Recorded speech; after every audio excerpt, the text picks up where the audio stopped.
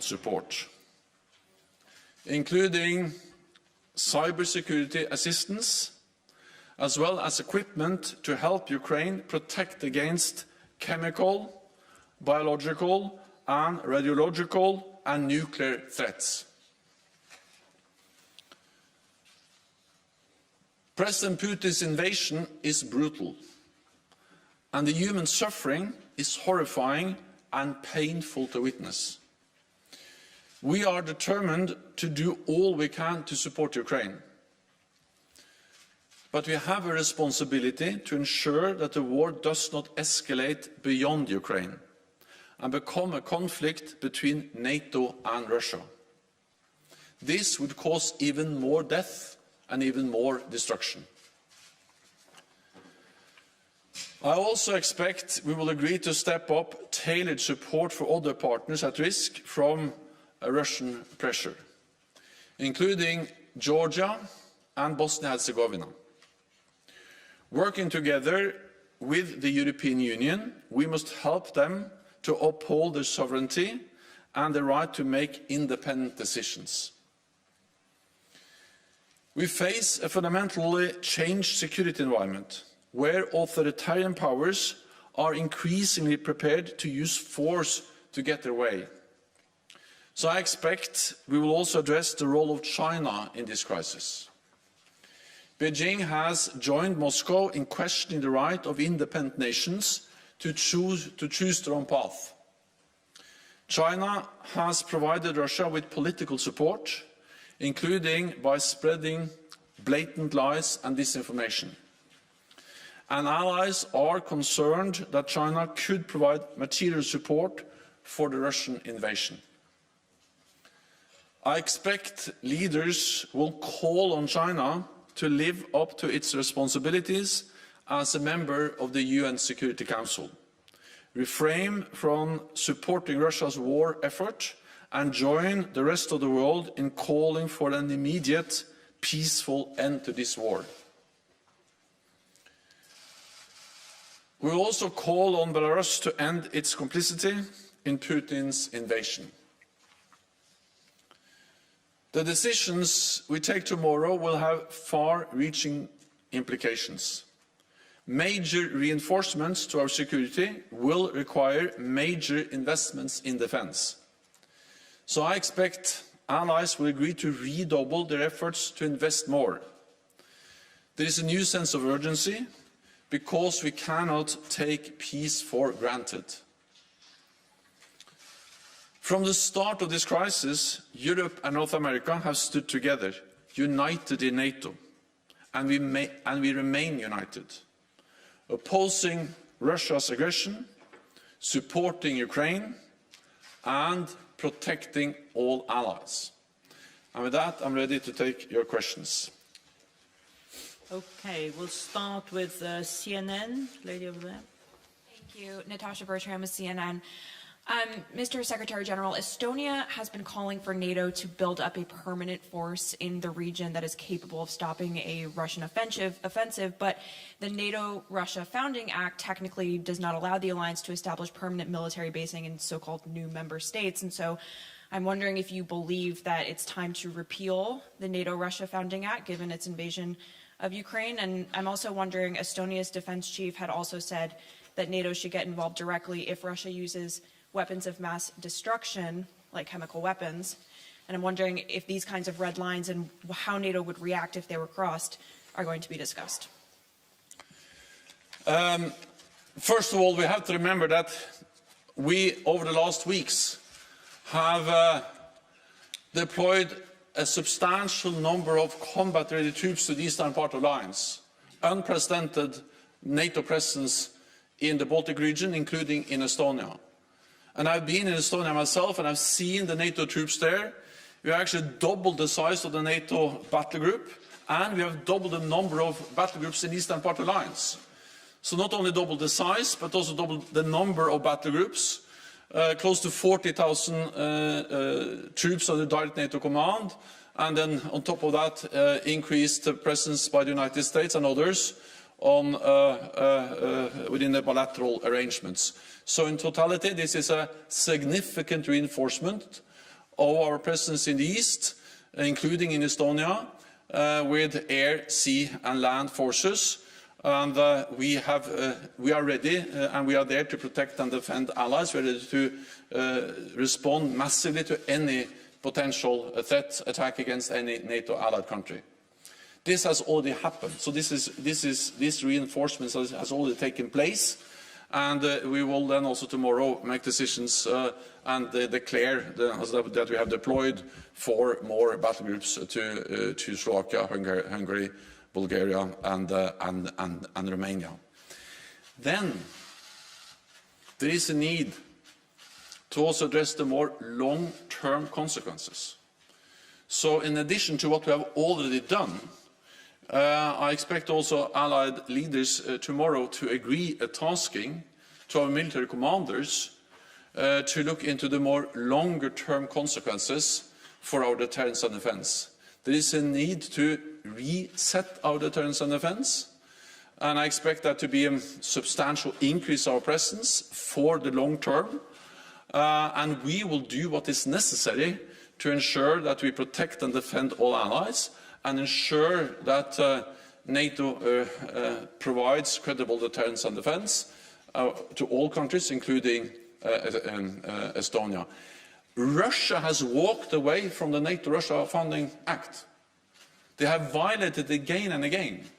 They violated it clearly back in 2014 when they illegally annexed Crimea and started to destabilize eastern Ukraine. And they have violated it when they moved into Georgia in 2008. And of course, the invasion of Ukraine now is a blatant violation of the NATO-Russia Founding Act. On chemical weapons, first of all, any use of chemical weapons would totally change the nature of the conflict. And it will be a blatant violation of international law and will have far-reaching consequences. And I think that's the most important message to convey, that any use of chemical weapons is absolutely unacceptable and will have far-reaching consequences. We'll go to NBC, lady in red in the middle. Yeah. Andrea Mitchell, NBC News.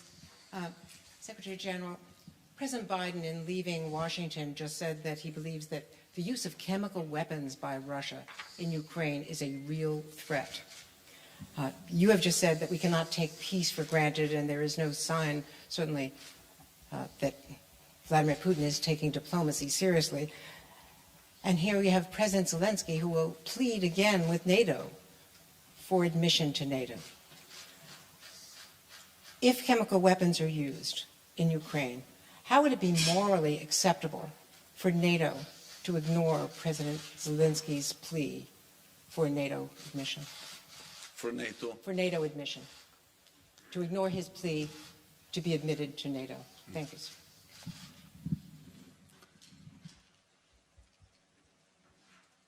What we see in Ukraine now is really painful. It's horrific, and we see the brutal consequences of a full-fledged invasion of a peaceful, independent, sovereign nation. And that's also the reason why NATO allies have stepped up support, including with advanced air defense systems, anti-tank systems, different types of weapons, ammunition, and we are providing unprecedented support to Ukraine. And this is actually also comes on top of what we have done for many years, because NATO allies have trained tens of thousands of Ukrainian troops since 2014, and they are now on the front line fighting the invading forces. And it is first and foremost the courage of the Ukrainian forces and the Ukrainian people and the Ukrainian leadership that has enabled them to resist and to fight back against the Russian invasion. But at the same time, the support they have received for many years has proven extremely important and critical. And I expect that when Allied leaders meet tomorrow, they will address how to further strengthen our support to Ukraine.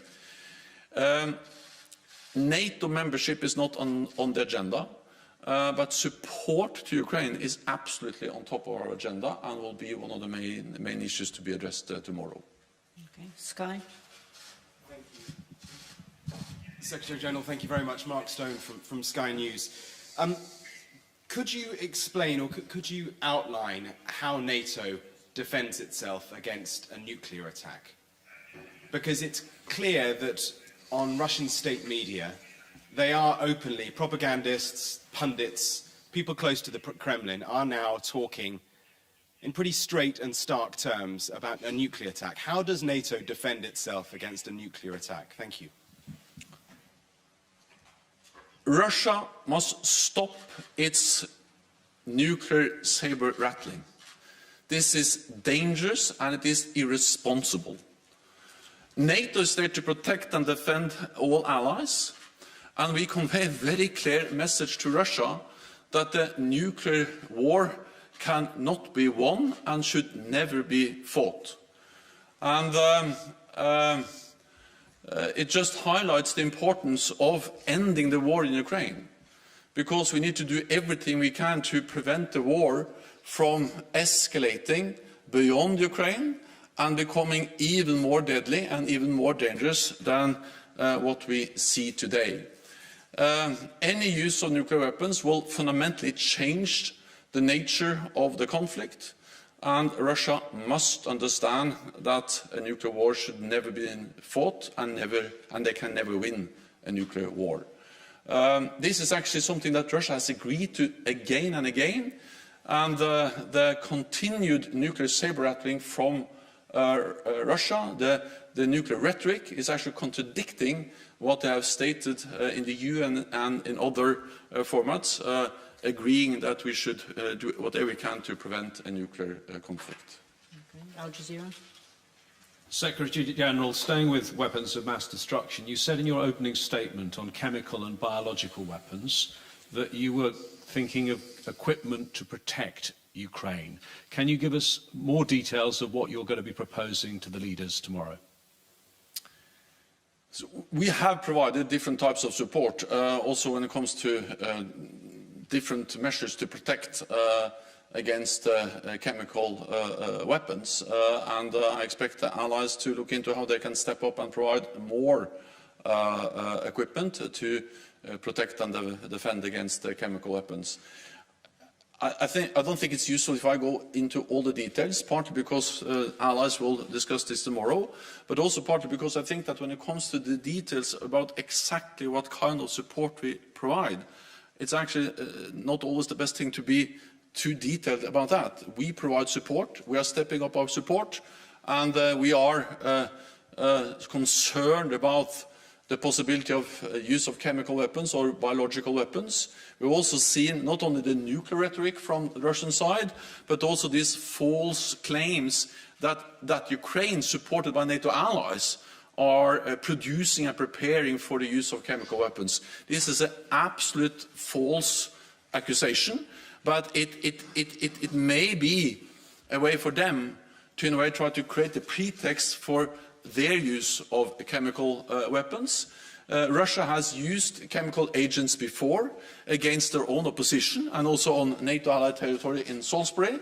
And Russia was, of course, part of the use of chemical weapons in Syria. They facilitated and supported the Assad regime, which has actually used chemical weapons several times. So we are concerned, and that's also the reason why we are ready and will address tomorrow ways to provide support to Ukraine to protect themselves against the use of chemical weapons. And let me add that, of course, this is extremely serious for the people of Ukraine. But any use of chemical weapons or biological weapons may also have direct consequences for NATO allied countries, people living there. The contamination, the spread of chemical or biological agents used in Ukraine may have direct consequences also for the population living in NATO allied countries in Europe. So it just underscores the seriousness of our concerns. Okay, we'll go to Interfax Ukraine. The lady in red with glasses in the middle. Thank you. Thank you so much. Irina Sommer, News Agency, Interfax, Ukraine. Secretary General, according to NATO and US officials, Belarus is ready to send their troops into the war against Ukraine. What it will change for Ukrainians and what it will change for NATO? And my second question is about coalition. Mass media already reported that Poland leadership are ready to put tomorrow for discussion a proposal to send a peacekeeping mission to Ukraine. They mentioned NATO peacekeeping mission to Ukraine. But how about coalition? Coming back to 2003, a coalition were created from 3 NATO allies and 1 non-NATO country in Iraq. Do you think it will be a good solution to create a coalition of countries who wants to fight for Ukraine without NATO involvement? Thank you. So first on Belarus. Belarus has been complicit to this invasion from the start, actually before the start, because Belarus allowed its territory to be used as a ground for mobilizing, massing troops that invaded Ukraine. And Belarus continues to enable the invasion by providing the territory, airfields, military infrastructure, bases, but also by allowing Russia to use Belarusian airspace to launch attacks every night, every day against Ukrainian cities, against Ukrainian civilians, against the Ukrainian nation. So Belarus is already heavily involved in the way that it has been complicit and has supported the Russian invasion. And of course we call on Belarus to stop doing exactly that and not be used by Russia to conduct this brutal war against neighbor Ukraine. When it comes to forces, so NATO is not part of the conflict. We provide support to Ukraine, but we're not part of the conflict. We help Ukraine with upholding their right for self-defense, which is enshrined in the UN Charter. But NATO will not send troops into Ukraine. We have to understand that it is extremely important to provide support to Ukraine, and we are stepping up. But at the same time, it is also extremely important to prevent that this conflict becomes a full-fledged war between NATO and Russia. And therefore, it has been a very clear message from NATO allies that we will not send troops to Ukraine. We have a Polish radio, lady at the back. Thank you very much, Anna. Beata Pomecka, Polskie Radio, Polish public broadcaster. Secretary General, if I may ask again about enhancing the forward presence on the eastern flank, is it a time to consider or to decide to enlarge the battalions that are in Baltic states and Poland into the brigade groups, and also follow up to the question concerning nuclear threats repeated again and again by Russia? Is there a possibility for the leaders to prepare a kind of a plan just in case? Thank you very much. First, on the nuclear threat, NATO has plans in place to protect all allies against any threat. But our main message is that Russia should stop this dangerous, irresponsible nuclear rhetoric. But let there be no doubt about our readiness to protect and defend allies against any threat, any attack. And of course, we have plans in place to do exactly that. On the size, well, first of all, so before this invasion, we had 4 battle groups, battalion-sized. Now we have doubled the size of those battle groups in Poland, in Lithuania, in Estonia, and in Latvia. And then we have doubled the number of battle groups with the new battle groups in Slovakia, Hungary, Bulgaria, and Romania. which the leaders will then announce tomorrow. And there are more. In Poland, there are also additional troops from the US. I recently visited the Valsk Air Base. I met with US and other pilots. So there has been a significant increase of NATO allies, especially the United States, presence in the eastern part of the alliance. This is our immediate response, has already taken place. Then I think we need to separate that a bit from the more longer-term adaptation of our alliance. And we will spend some time now, from now until the summit in June, to make more fundamental decisions on our deterrence and defence. It's about resetting our deterrence and defence, especially in the East.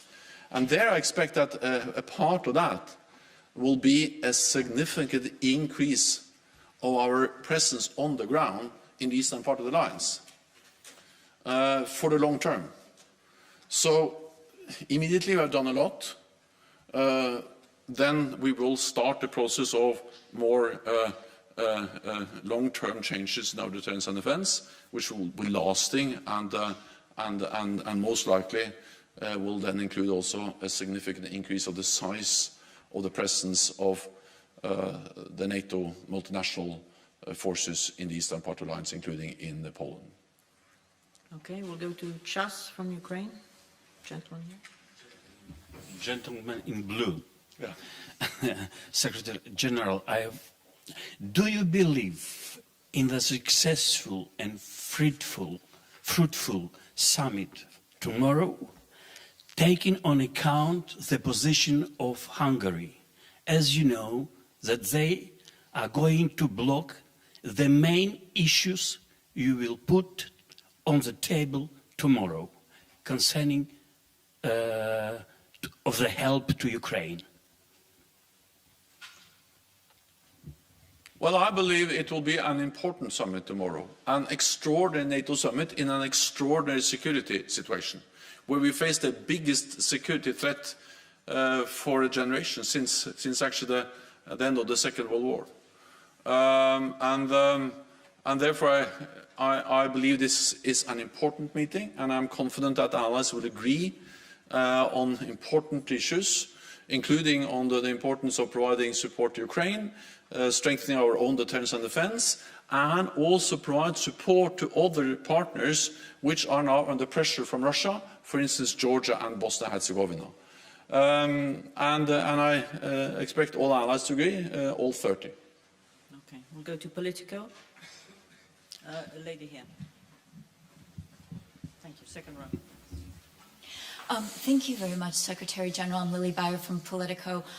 Some NATO allies have expressed an interest in having you potentially stay on for an extra year in your current role, given the current situation. Would you be open to staying in your current job another year? Thank you. This is for 30 allies to decide. My focus is on preparing the summit tomorrow in the midst of the most serious security situation we have been in for decades. And that's my focus, and then I leave it to the allies to decide on the other things. Okay, we'll go to Afghan voice, lady in green. Thank you very much, Oana. Leila Mossadegh from Brussels Morning. I'm sorry, I know this is a very tough situation. I would like to ask a question about Afghanistan, which is disappear from meetings and also from news, unfortunately. Actually, today, millions of girls and women were waiting to open the schools and university in Afghanistan, but unfortunately, it's not happened. And I believe the Taliban, as a terrorist group, they never change because they didn't cut their tie with Al-Qaeda and also with Akani network.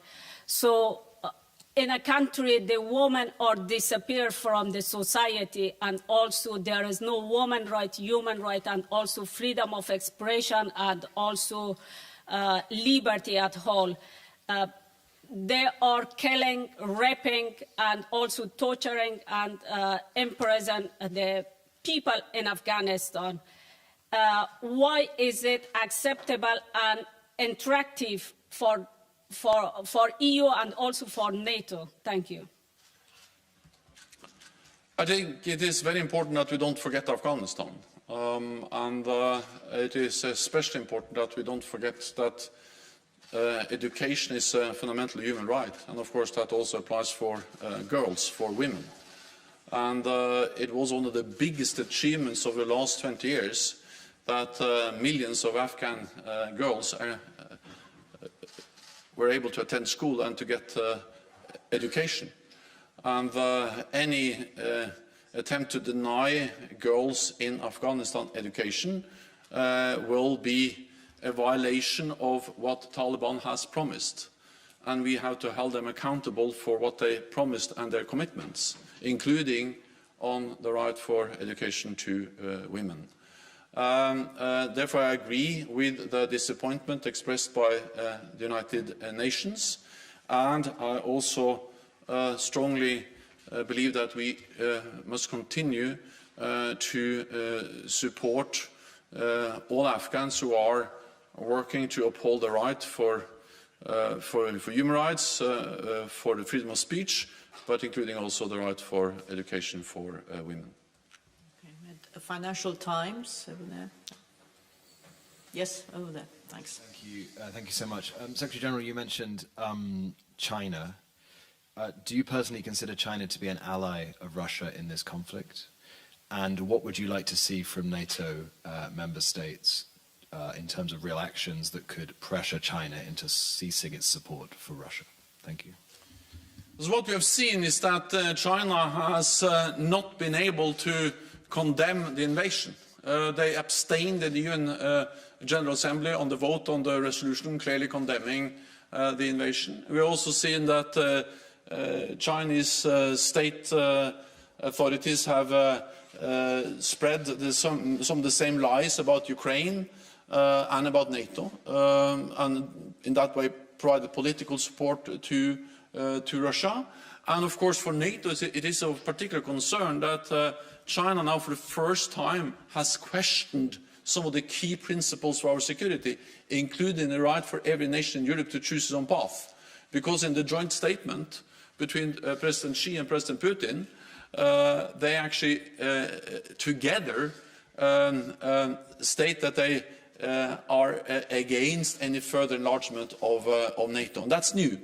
Partly that they work so closely together, and partly that China joins Russia in trying to deny European nations the freedom to choose their own path.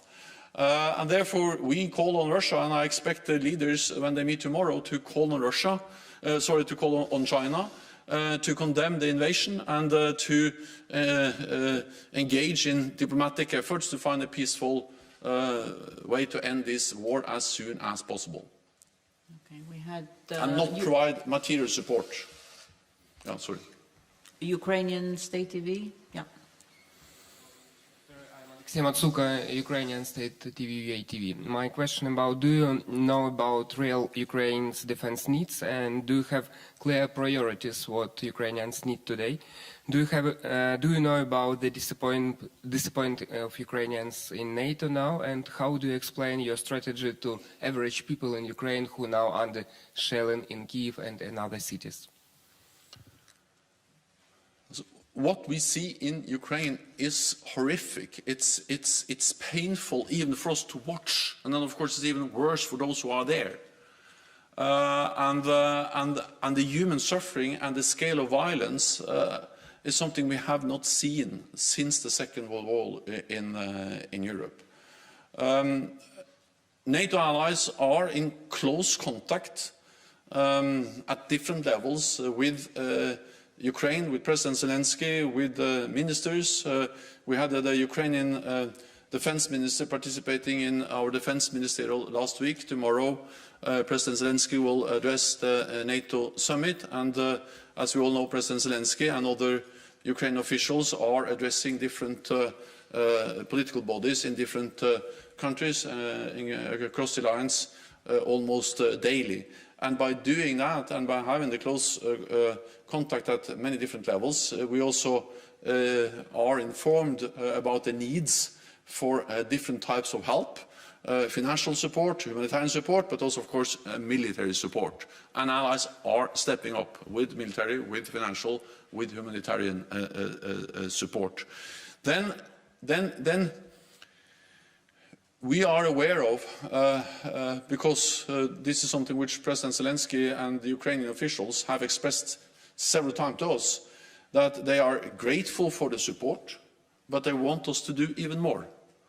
We are ready to step up in many ways, but for instance, on the call for a no-fly zone, we have stated that we are not going to impose a no-fly zone because we believe that will most likely trigger a full-fledged war between NATO and Ukraine.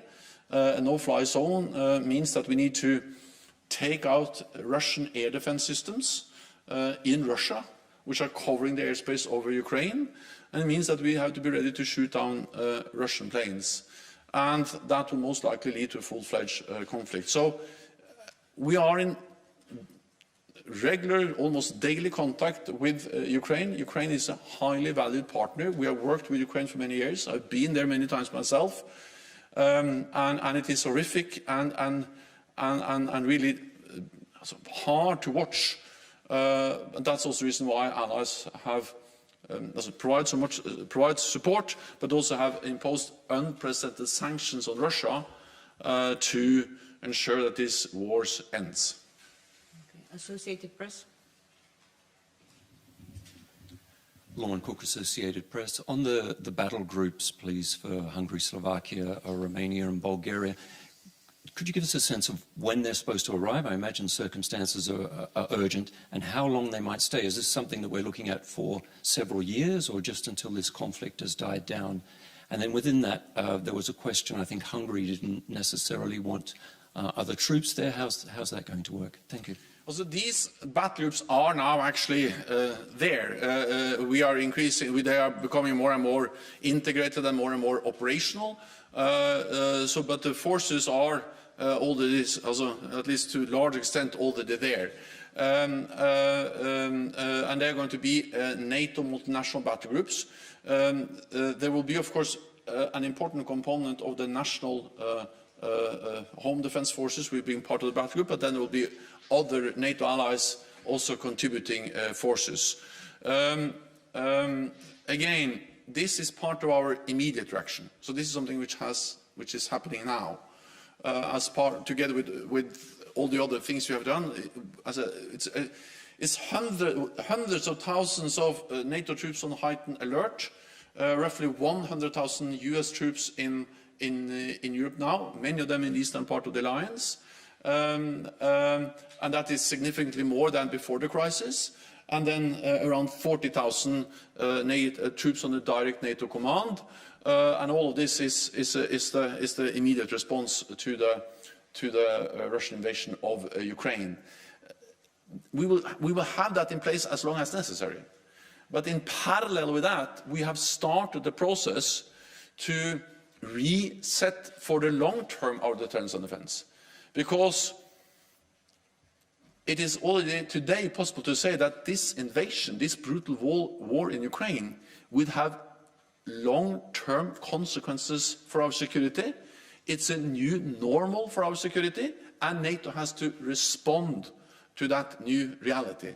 But that more long-term process will take some more weeks. But we can do that because we already have implemented a significant reinforcement of our presence in the east, and in parallel that we are addressing more long-term changes, including, most likely, significant increased presence in the air, on land, at sea, in the eastern part of the alliance. Okay, we'll take two more questions. Wall Street Journal, and then we'll come down here to Bloomberg. Thank you very much. Dan Michaels, Wall Street Journal. When you look at how successfully the Ukrainian troops have they been able to hold back the Russians in many places, much to the surprise of the Russians, apparently, partly thanks to training from NATO and NATO member states. Do you wish that over recent years NATO and its members had been able actually to do more? Do you feel that if more had been done, that the situation could be different? Thank you.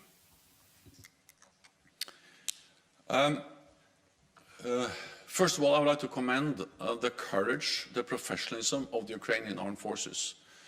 I have met them in Ukraine, and we are all aware that compared to where they were back in 2014, this is a total different force than 8 years ago. The Ukrainian armed forces today, it's much bigger, much better equipped, much better trained, much better commanded. They have much better logistics than they had back in 2014. And of course, all of this combined with the courage, the high morale, is the reason why they are really able to push back and to stand up against the much bigger Russian invasion. At the same time, I think we need to remember that Ukraine is a big nation.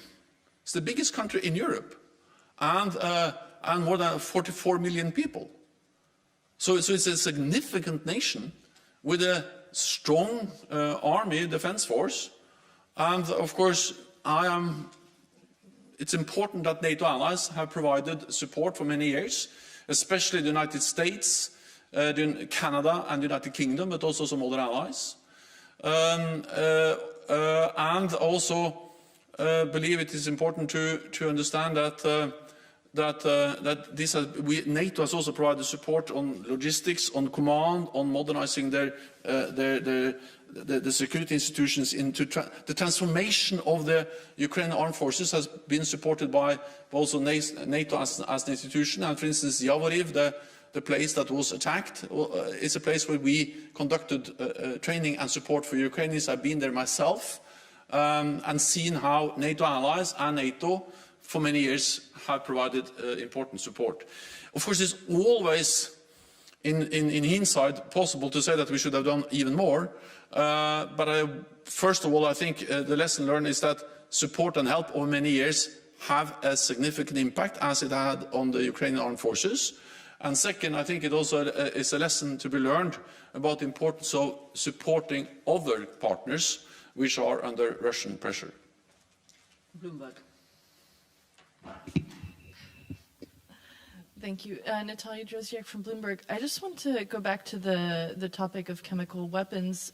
You mentioned last week that there was a risk that Russia could try to do this under the cover of a false flag event. And today you're talking about allies sending protective equipment. What can you tell us about the threat? How has it evolved? Is it becoming more urgent or imminent? Thank you. We are concerned, and we are concerned because we see the rhetoric, we see the attempts by Russia to create this pretext and accuse us and Ukraine for preparing the use of chemical weapons. And we are concerned also because we know that Russia has used chemical agents before, and they have supported Assad and facilitated the use of chemical weapons in Syria. At the same time, we are also open about our concerns to decrease the likelihood for any use of chemical weapons, because that will fundamentally change the nature of the conflict.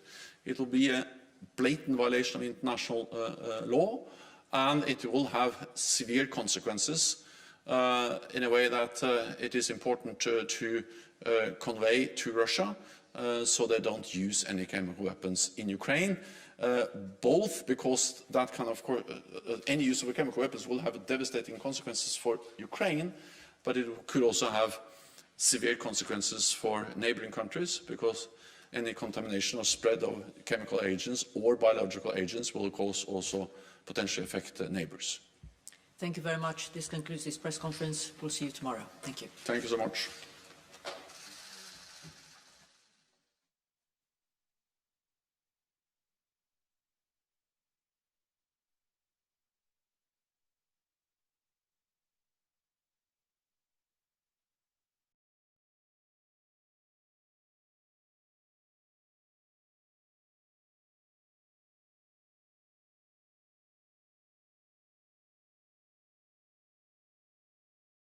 primary audio circuit for the Reuters live service.